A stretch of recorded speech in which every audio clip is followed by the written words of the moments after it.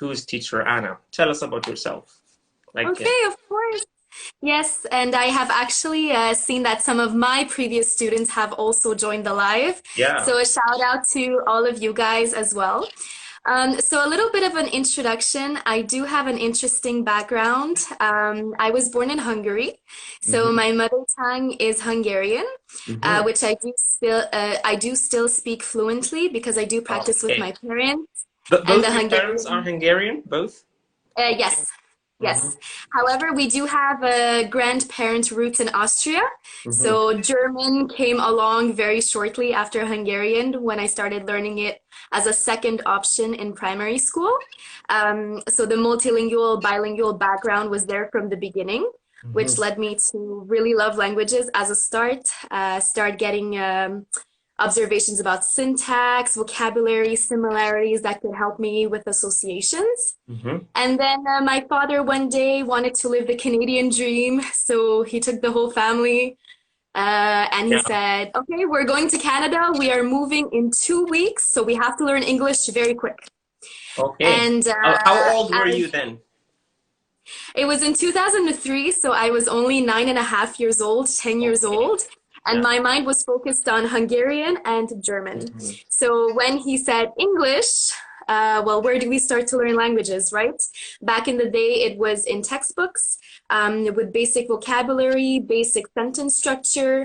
And what's interesting about Hungarian is that we read every word as it is written. So Hmm. let's take the word example, the number two.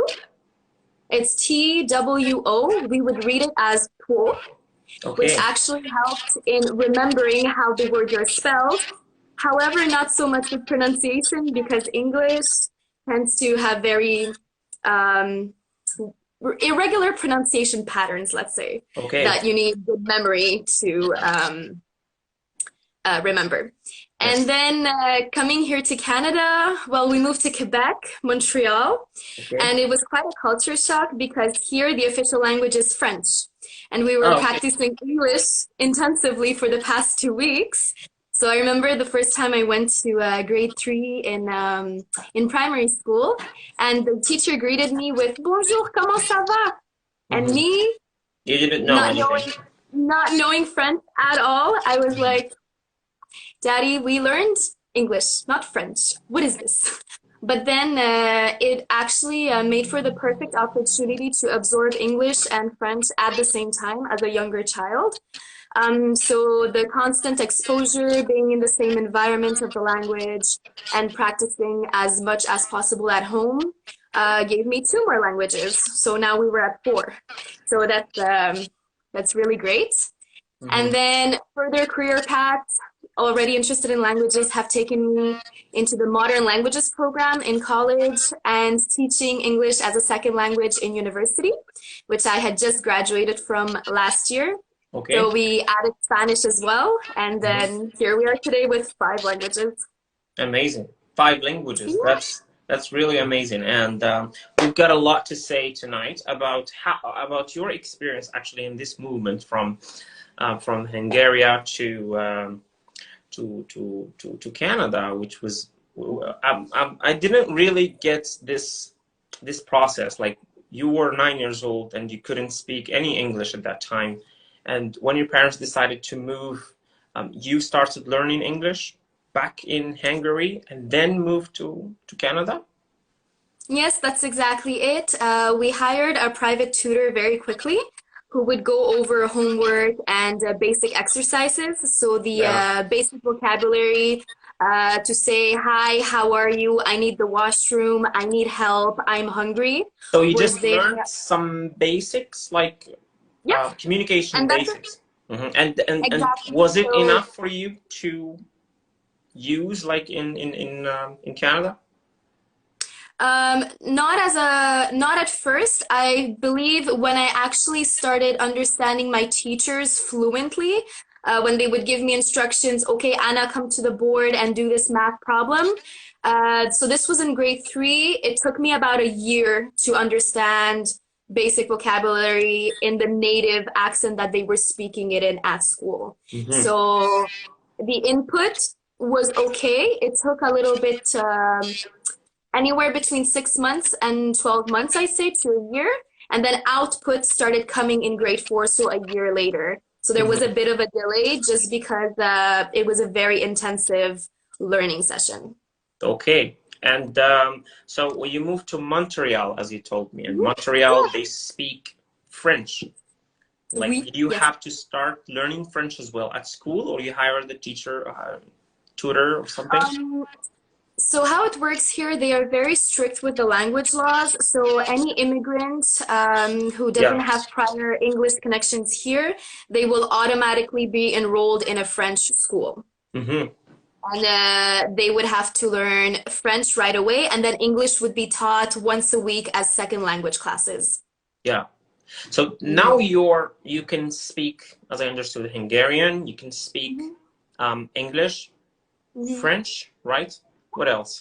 You said five. German, I do still practice it with my grandparents, Okay. and I speak Spanish with my husband Okay. since he is from Mexico. Okay. So your husband taught you. It's like your husband taught you Spanish, and your grandparents taught you or helped you practice your German.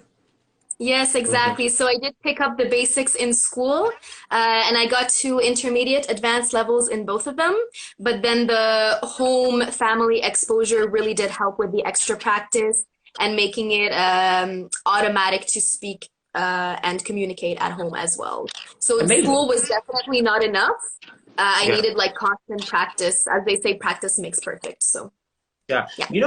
I'm really impressed. Like learning a lot of languages or learning languages in general. For some people, it's a nightmare. It's you know, it's really a challenge, and some people are struggling to learn English like for a very long time. And we're going to speak about this in moments. How does it feel? Or how was it? I want to know how was learning each language? Was it like smooth and easy, or there were some challenges related to that? Did you enjoy learning those languages? Which one was more difficult to learn for you? Woo. French. Yeah, And I'll tell you why in a second. I'd say the So same because I speak French as well. Not very Mhm. professional Is speaker it in the is language, it but part of the second language in your country? yeah, it's actually the second language in my country, and we start learning English in the ninth grade, in fact. So the first Okay. language we learn at school, or our mother tongue, is Arabic, and then we start when we start school, we start with French and then English. It's like Oh, first foreign wow. language is French, second foreign language is English. Okay. And how do you feel your education system supported the quality of education for both languages? Do you feel they put more effort in French or in Yeah, English? yeah. Like French is the priority, and French is Mhm. more is mostly used. In fact, in Morocco, since it's used in everything. Like our first language is Arabic. Official language is Arabic, but still French is used in administrations. Is used in media as well. But lately, people have started in my country to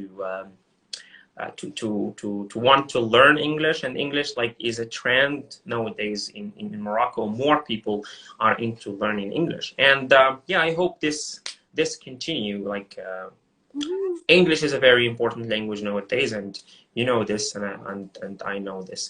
How long did it take you to learn English? Mm, I would say to become comfortable in communicating, speaking, decent, I would say writing, 2 years, 2.5 years. 2.5 years. But Hmm. but this is also with the brain development of a child. So when we are younger, we do absorb Yes, languages more easily. absolutely. Yes. However, French, for example, I learned later on, and that took me 10 years to Hmm. learn properly and fluently. And Okay. that was mostly a credit to me working in a French environment. So Hmm. I had the full-time exposure 9 to 5 in French, and that's Okay. what helped the So most. you were more exposed to French more than English, since you were living in a place where people speak French, right? Yeah. Yes, exactly. So We normally it do should be the have opposite. You should find it easy to learn French, not English, because you're more exposed, and when you're more exposed to a language, you learn it faster. yes, that is correct. However, we were very much big on English at home. So my parents prioritized English learning and kept Hmm. French only at school. So I kind of got like a parallel education in terms of a timeline. I just found since English was similar to German in terms of vocabulary, that already Yes. helped a lot because I was able to make associations. However, French, even though it is the same grammatical and sentence structure as English, Yeah, um, I guess it's close, especially in vocabulary. Like, yeah, that's exactly it, just because difference in they do pronunciation. share history. Hmm. But the exceptions, the silent letters, and the Yeah, grammar conjugation, yeah. whew, it took Then me a the while grammar to in not use the dictionary or the Becherel. grammar in French is really challenging, and this is the same problem here. Like students, they prefer to learn French more than, or some students they even learn English. Sorry, they learn English faster than they do with French. And when you ask them why, they say French grammar is harder. Yeah, I don't know if this is really true, but part of it is true actually. Yeah, I but would tend to still, agree, yes. English is more challenging when it comes to exceptions in pronunciation, as you said. We don't read things as they're written, so there are a lot of exceptions when it comes to speaking. I guess French a little bit. Sometimes you read uh, what is written, like little. Yeah, exactly. In Mhm. French, you just have to remember what stays silent. Yeah, But in English, just one word but pronounced in a different way yeah, completely means a different context and a different noun, right? yeah. So, like, uh, English is my favorite subject, but then I am subjected to follow certain rules. Same word, different Yeah. pronunciation, different meaning. So that could also pose difficulty to future Mhm. learners, for sure. Amazing. So Anna, now this is like an amazing story of you learning different languages at the same time, and yeah, we would like to know how did you are you currently teaching English or teaching other languages as well? Actually, neither. I I have 2 degrees, so I do teach English as a second language. I Mm-hmm. do French tutoring in private, but I also teach theater, drama at the elementary level, Okay. where I get kids to develop their own identity, but also I teach it in either English or French, so therefore we can also practice reading text, pronunciation, projection of the voice. So at the same time, yes, the subject might be different, but the content language really helps the kids to practice intonation, pronunciation, Okay. and overall stage presence. Mm-hmm. So last year I taught English in primary levels. The one before that I taught secondary. This summer I had the pleasure of teaching at Blee English to adults, and Mm-hmm. then in September I started teaching drama to grade 1 to 6. Drama in English, you mean? Drama in French actually this In year. French. Okay. Yeah. Oh, and which level do you feel comfortable teaching more? Like you almost taught all ages. Yeah, pretty much. I do love teaching children because it is a lot of songs and games, and the way you portray learning English is very fun and animated for them. Mm-hmm. But it does have its limitations of it being, okay, the colors, the basic vocabulary, basic grammar. Yeah. Whereas my experience this summer, I was teaching A2 English, so like higher, let's say higher beginner, low intermediate. Mm-hmm. But at the same time, they had already mastered their own language. So their questions about grammar, their questions about syntax. I do believe with adults, you dive way more into the linguistic Yeah. components of the language. You get a lot more technical. And I really do love that more because you actually get to pick the language apart piece by piece. Yeah. You Yeah, also like whereas with work kids, on it's just your general. grammar as well. You develop yourself. Like we may speak a language perfectly, but when it comes to technical things, to grammatical things we'll have to do more research and we'll have to practice them so that to be very accurate 100% in English, even if you do speak it, like even Americans or other native speakers, they don't really master all those grammatical rules and things like that. Yeah, amazing. So this is But I great. do find that adults, sorry, I do find that adults have outside and also extrinsic and also internal motivation to learn the language. So when you have a student that does want to learn, they know exactly what they need, as well as you doing their assessment for them. It's a lot easier to go at their pace and to also provide them with the ideal resources of how to learn on their own as well. So I find that motivated learners are the best to teach, no matter what their age is. They can be autonomous, like adults. They have this this ability to be autonomous. Great. So Anna, this is actually one of the best thing about teaching is that you get to see or you get to help people. And I actually myself teaching now in a school, and I like to help people online, create videos for people to watch, bring guests as yourself, teachers, or also some language learning experiences for this purpose to help people. Actually, it's a very great pleasure to get to help people and see the results. Like when you're teaching a class and you see that your students are developing and they're progressing and they're speaking, like that's a happiness. That's itself is a happiness. Do you see yourself as a teacher in the future, like a regular teacher in a school or an online teacher? Oh, okay.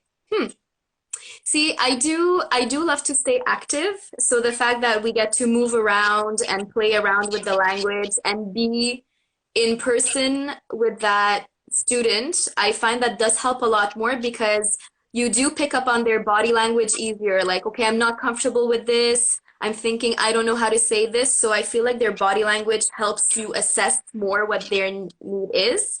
And while we have the pandemic, I did teach the secondary 5 online.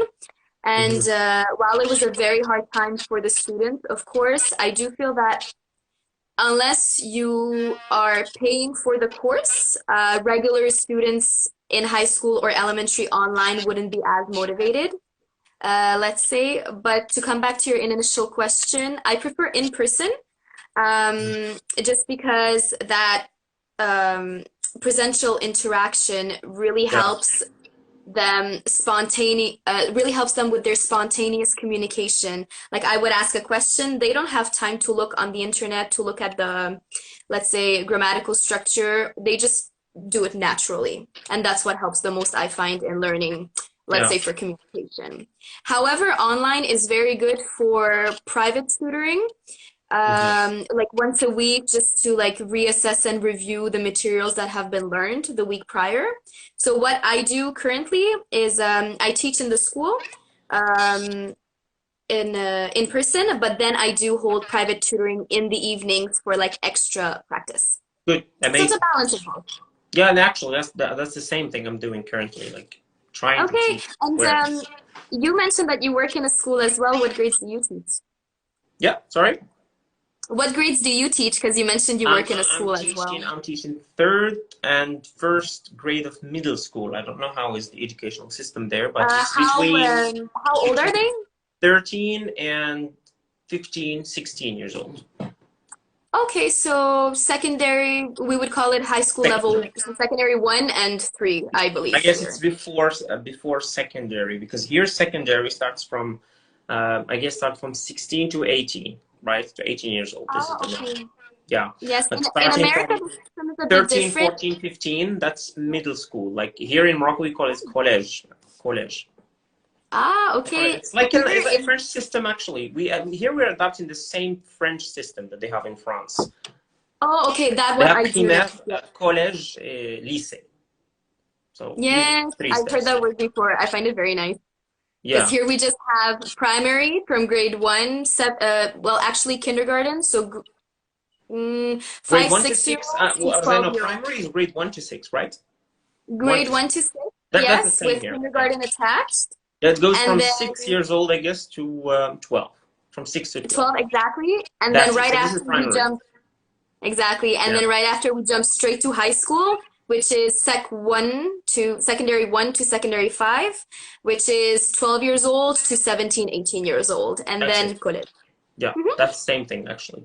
In fact, that's the same thing. So yeah, actually dealing with different ages. Actually, when you're teaching children, I have taught children before, and it's a total different experience. You'll have to be more active and you have to be more creative than you do with teenagers.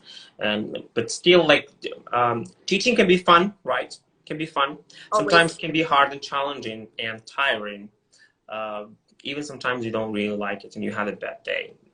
Mm-hmm. Well, sometimes you enjoy it and you feel like doing it. But this is it. Teaching in general is challenging.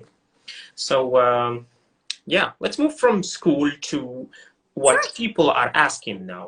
Like we Sure, would, of course, I would love to answer them. You yeah, guide me along with your question. yeah, guys. If you have questions for Anna and for me, Please. please put them. There is a question box. Don't write them in the comments because I can't see all your comments actually. All right, that's Put them in the question box. Down below, there's a question box. Write your question. I'll get back to your question and try to answer it. Please, anything related to learning English. Any problems you're dealing with? Questions about Anna's experience with learning languages, like how did she did this, something, how she did learn vocabulary, etc. So I would like to start with this first question, Anna. And this is what I get most of the time. I'm a beginner. I have no background in the language. I don't know anything in the language, and I don't have really time to go to a language school or a language center. So I decided to start learning English by myself at home using the resources that are available online. How can someone start, or what should he start with, he or she? What should I start with? okay, Vocabulary, perfect. grammar? What should I focus on the first time? Okay. So definitely anything that is in media, because all the movies, all the songs, all the TV shows that you can and have access to in English really do help for your listening skills. That's how my mother picked up a lot of vocabulary and a lot of English. Of course, when you first start out, little applications like Duolingo really do help for the basic vocabulary, as long as it includes the written form and the text to speech form, so you understand how to say it and pronunciation. And then little by little, once you have your basic vocabulary and maybe just how to say hi, goodbye, and the basic questions, then only then would I focus more on grammar and the structure on how to build simple sentences. So Mm-hmm. it's really like you're building a castle in Lego, but you're only building one foundation at a time because it can get overwhelming really fast. Mm-hmm. But be exposed. It could be your favorite song, it could be your favorite TV show. As long as it's in English, you can always put the subtitle if available in your native language. I feel like constant exposure in the background mixed with some theory from vocabulary and the Maybe a basics little from bit a sometimes textbook like a really distraction helps. to have translation, to have subtitles in your mother tongue, to have subtitles in your language. Could it be like a distraction to the movie? Like, At the beginning, no, just because it depends on the person. For me, I find it very useful because let's say I do watch a new TV show, Attorney Young-woo, and it's in Korean. Um, I do put English subtitles, otherwise I wouldn't understand anything, but I listen to the keywords a lot. So if subtitles, I would say that you would need active listening, but if not, just have it in the background just so you get exposed to the first sounds of the language.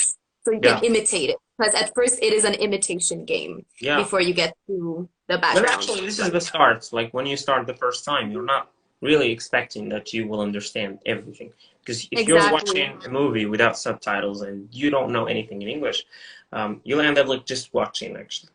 Yeah, it's good to be exposed to, but make sure to enjoy. That's because watching a movie without subtitles at all, English or your language, uh, you will feel bored because you will not understand anything, and maybe you will stop doing it. You will hate it. So if you watch it with subtitles just the first time as a beginner, it will be a good idea because you'll enjoy the movie as well and you'll be exposed to the language. No, that's exactly it. I fully agree with you because as much as you can deduce from what is happening in the movie, you do need the little guideline and captions of like what is actually going Yeah. on. And then also once you get, it's also important and maybe beneficial to watch that movie over and over again.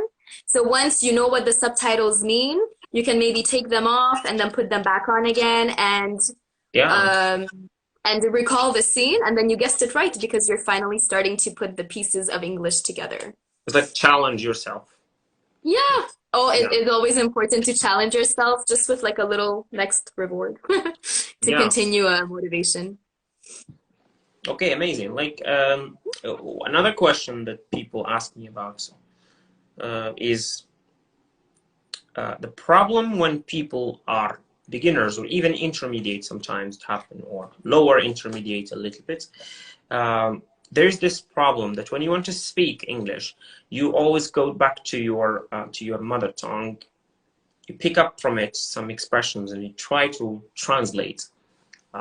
This causes a lot of problems actually, and it is a struggle actually because you make double efforts. Instead of just saying a sentence, you have to think of it in Arabic and then translate it into English. Is there a way, or did it really happen to you when you were learning all these Yes. things? I do believe it is a universal phenomenon that happens Yeah. to everyone who starts out because language is also like a mathematic formula, right? You expect it to be kind of the same structure everywhere, but when you don't even share the same alphabet, that's already a challenge in itself.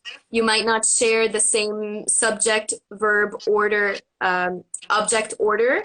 That might also be a difference. So we do have this tendency to let the information load. And by the time it comes out, we get so nervous because we're overthinking it that it just doesn't come out anymore. There's some kind of blockage, right? Yeah.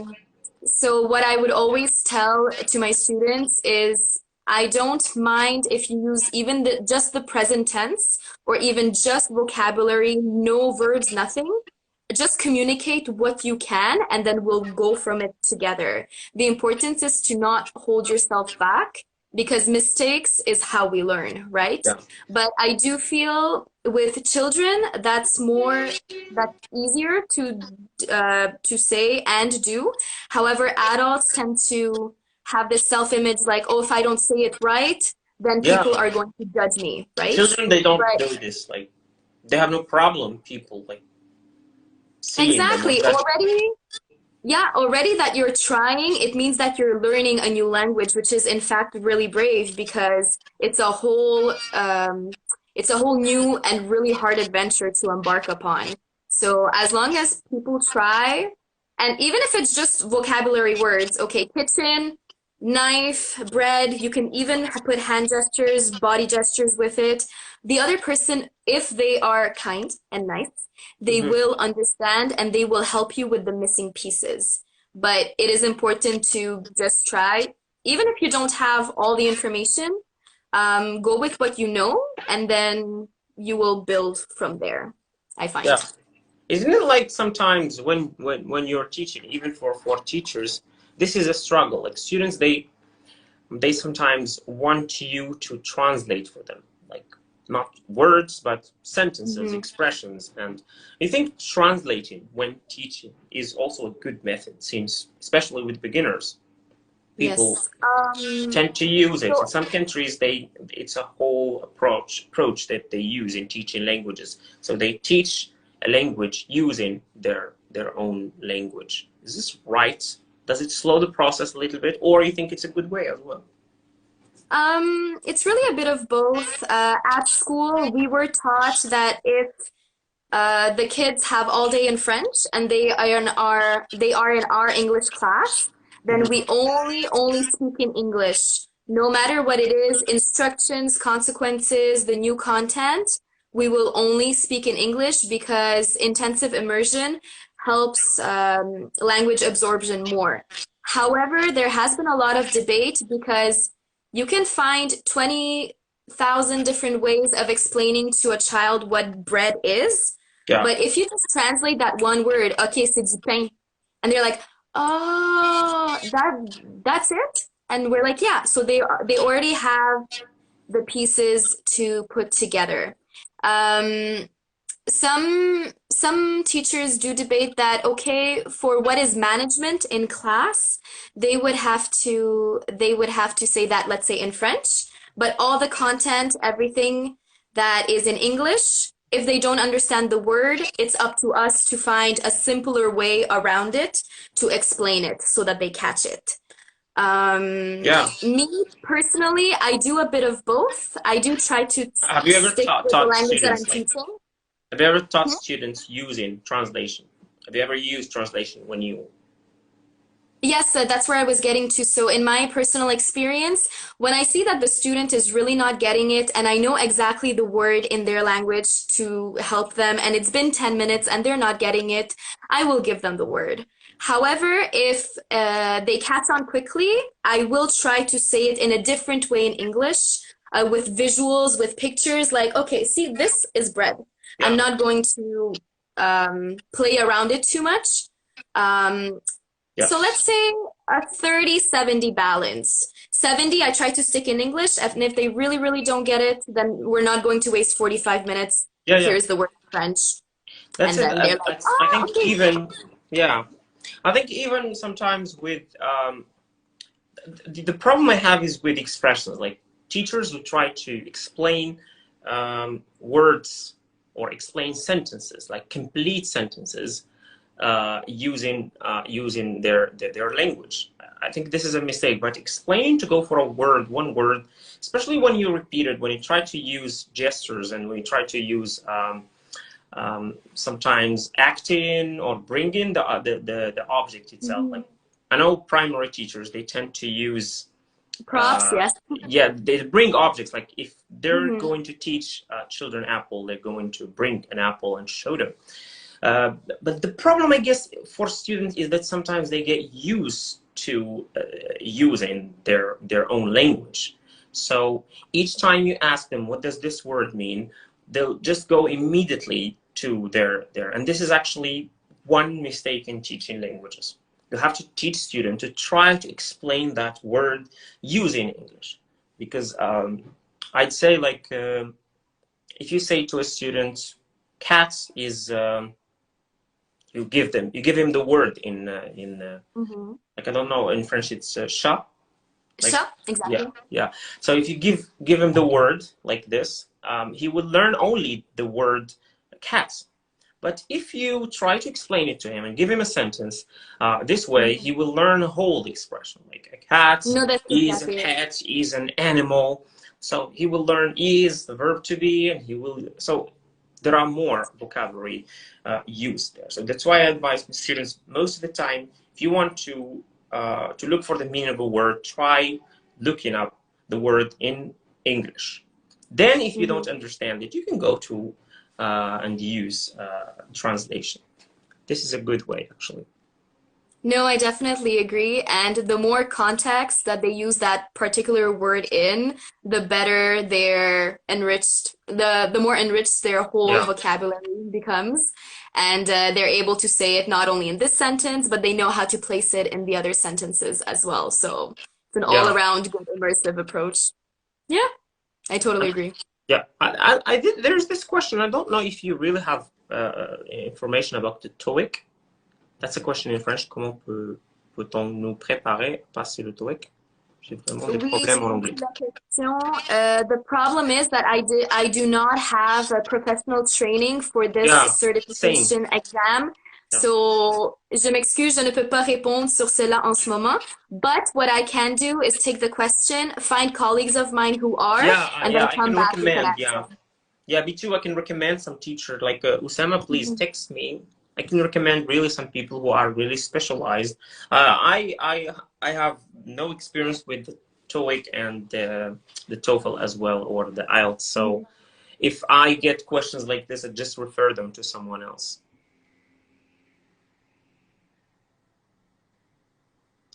Okay. So I have a lot of questions here. Actually, I'm just trying to Oh, pick that's up good. the ones that It will help everyone I don't generally. know what this question Iman here is asking. Is it, or I don't know what does it mean here. Ah, oregano. Or oregano. Is it Uh, stress in the beginning or in the? yes. So which one would you say if she asked you? Um, I'm not really sure, but I think it's oregano. I guess the stress is on the second syllable. Maybe. Mm, Not really sure. yes, this has been a big debate. Yeah.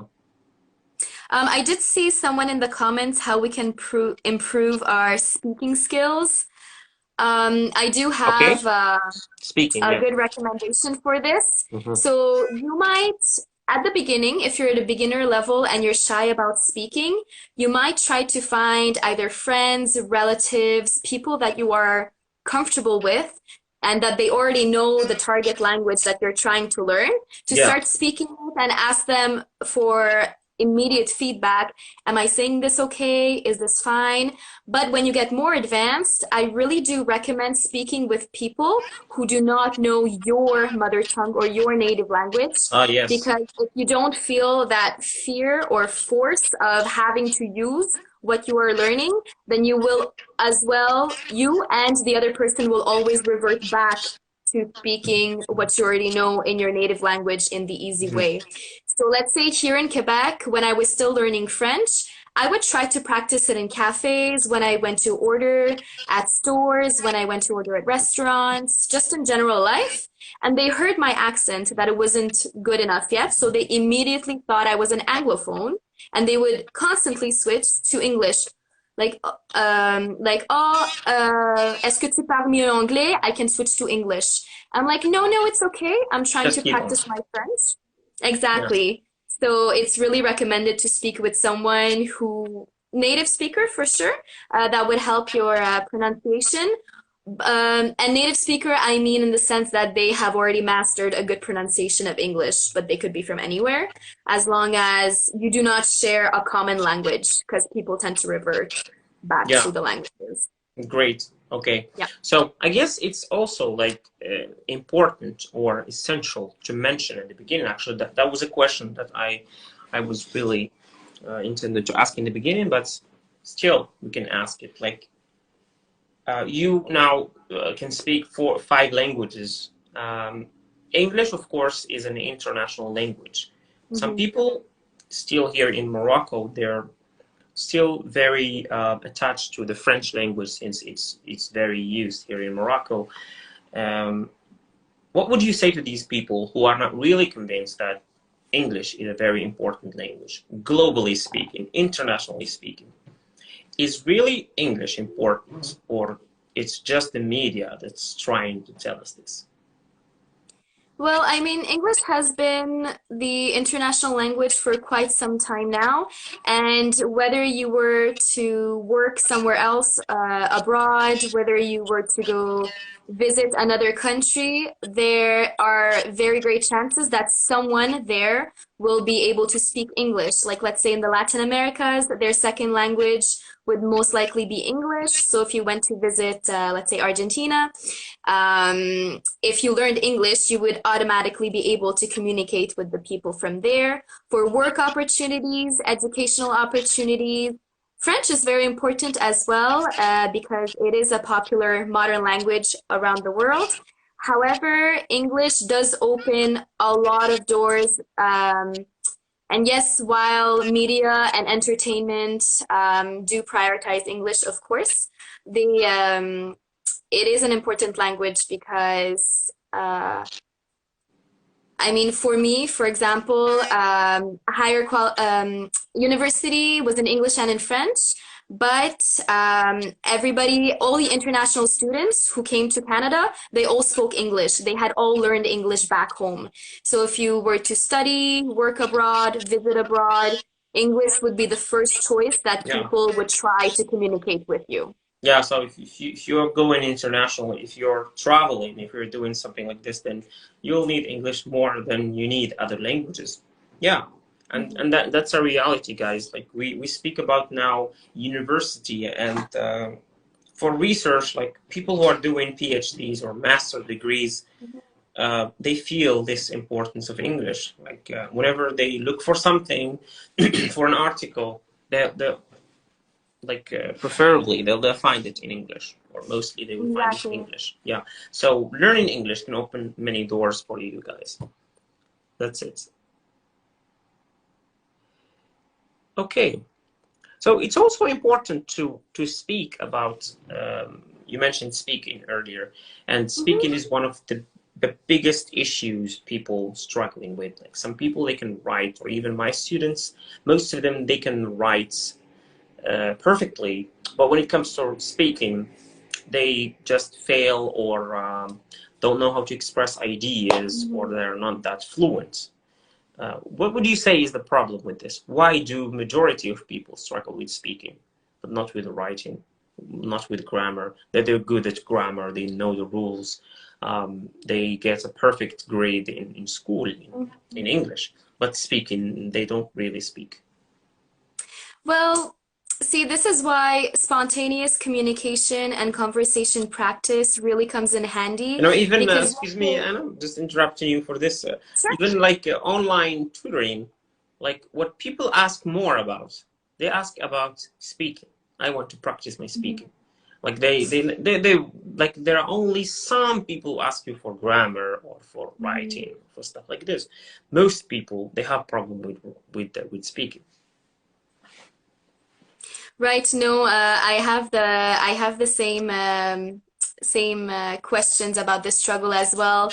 Like my child is perfect in writing, perfect in listening skills, all her exams are great, but speaking tends to be a problem. It could be for a multitude of reasons. I find that the older we get, the less mistakes, as I said earlier, we want to make. Therefore, we start overthinking everything. If we have practice from theory to conjugate the verb to be, we are able to do it because we also have the time in class to think about it and do it. But in conversation, especially with native speakers, when we tend to use phrasal verbs that are very common to the location we come from, like in Canada, oh yeah, no, for sure, and then the other person doesn't know how to respond to that because what did they just say? I forgot what I was thinking.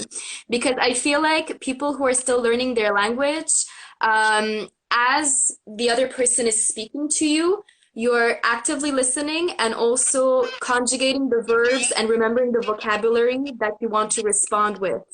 But Yeah. since you're multitasking and you're listening to the other person and you want to make sure not to miss anything that they're saying, when it gets to your turn, sometimes you're like, I don't remember what I was gonna say. I had it all practiced in my head, and now it's gonna come out and sound like blah. And that happens a lot. And however, in spontaneous conversation courses or classes, just extra practice, what helps a lot and what I do in my sessions is that I ask one question and I try to get the student to elaborate as much as they can about it with as much Yeah. detail, as much knowledge that they can, to have that initial practice. Yeah. But I feel like normal conversations go back and forth so fast that we don't have the time to practice conjugating, to find the exact word on Yeah. time. So I feel like with the delay, that we don't want to sound unintelligent or lack of knowledge, we Yeah. just shut down. Yeah, so it's like spontaneous conversations is a very important key. Like if you'd ask even my students, those who tend to excel in speaking, when you ask them how can they do it, you'll find that their parents can practice or can speak English, so they speak at home on a daily basis. This is how they get this fluency with the time. But to say that school is enough, what you learn in school, the reading you do, or the writing you do, or even the speaking you do inside the class, I think that is not enough. This is for the students as well as for people who are learning English in general. Like spontaneous speaking, it should be spontaneous. Let's underline it, not like because even what happens inside the speaking sessions that we do, I myself do speaking sessions. Some students they think that they're going to do 1 month like of sessions and they're going to be perfect. No, it's not going to happen this way. It needs time actually, and depends on the person. Sometimes some people, they would achieve great progress in just a short time. Others, they need more time to reach a certain level. So you have to keep this in mind, that learning a language is a process, and mostly it takes time. And in my opinion, the more time learning a language takes, the better. Because when we were kids, never taught us how to use a verb to be or how to use the plural, singular. We just learned it like slowly with time, and slowly we develop this capacity or this ability to differentiate between singular and plural and masculine and feminine. So these are abilities that we develop spontaneously, as you said. And expressions, we never really think about the expression. Like I'm talking now, I don't use grammar, or I don't think really about using grammar or being accurate. It just comes in the way. Yeah, so but some people, when we say this, they may say, well, are you telling us that we shouldn't learn grammar at all? That's a question that I would like to ask you. Shouldn't we start with grammar and then go to speak and try spontaneous conversations? Or we do the opposite, start speaking like this with words and anything that comes to our mind. And then if we need grammar, we can go back to it. Well, without grammar, we wouldn't even be able to say, hi, my name is Anna, right? So you definitely need the basic verbs. You don't have to memorize all the different tenses and all the different verbs. And when you're starting out speaking, you can use the same tense. The other person will understand you. But this is just for spontaneous speaking purposes. But without grammar as the pillar, as the foundation, it's hard to, because if you just have vocabulary, you're just going to say words, but the verbs are the ones that define the intention of what you're going to do with the nouns, right? So just a bit of grammar, even though it's not everybody's favorite part at first, would be the priority, then a little bit of vocabulary, and then with that knowledge, the small spontaneous speaking sessions can start, but definitely grammar first, because you need to, it's the whole intention of expressing oneself that is defined by grammar, I find. Yeah. So I find it important. Yeah, you can start. Like you can start with basic verbs and stuff like that, and then progress with time. Like, exactly. What you need in the beginning is just verb to be and some. That's exactly it. So just a little bit of theory, a lot of practice. Okay, a little bit more theory, more practice, as long as everything that we are putting in is also being practiced in the output. Because there needs to be each other. They just go with each other, like learning grammar, speaking at the same time. Yeah, exactly. That's great. You know, Anna, talking with you was so amazing, and the discussion was very fruitful. You know, it's been now 50 minutes now. We've spent. Oh, wow, that passed by so fast. Yeah, times goes very fast. Okay, so I guess that we can. I want to finish with this question with you. Like, you have learned 5 languages, Anna, and that's really amazing. Some people, yeah, of course, we can't say that there is a magical way to learn a language. It all takes practice and stuff like that. But what's the very decisive parts or the most important tip behind learning a language, speaking a language? Okay. Like one or two tips. It's going to be a classic one.